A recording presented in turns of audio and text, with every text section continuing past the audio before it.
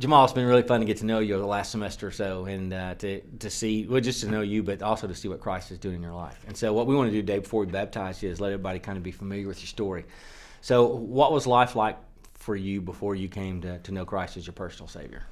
Man, I was just, into the world, really.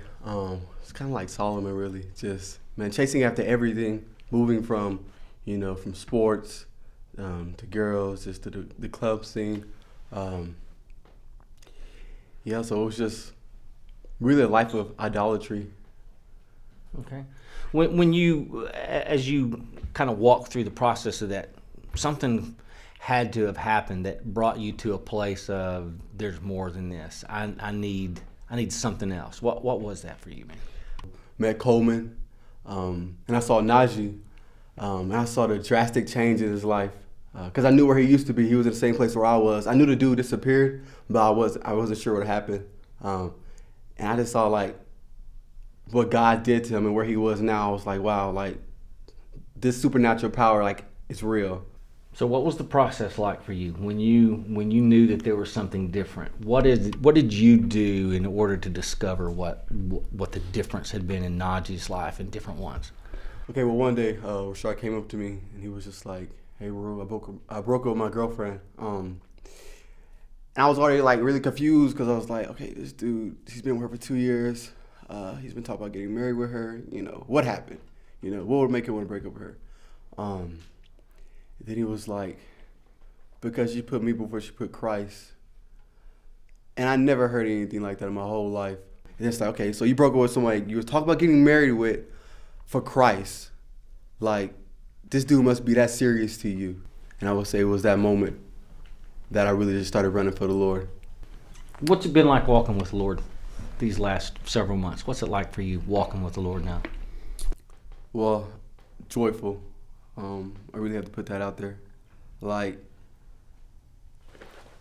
in spite of whatever I face, I really know that there's, a greater prize in the end. And at this phase of my life, is really just to grow me, just to see the way that he's using me to transform my family, people around me. Like it just doesn't stop. It wasn't just a one-step process. It wasn't just that day, hey, Jamal, you're saved, you're going to heaven, but it's like, hey, I'm going to use you for the rest of your life. And this is a continuous lifestyle. These past 6 months compared to the last 19 years of my life have been the best. And that's crazy because it's only been 6 months. So I'm really looking forward to seeing what else he has for me.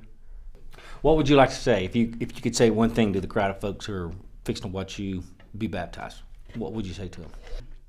God's grace isn't a license to sin. It's illogical for the very force that freed us from sin to at the same time re-energize the power of sin. Grace does not justify continuing in sin because grace transforms the life that is saved. So with that, I would just encourage everyone to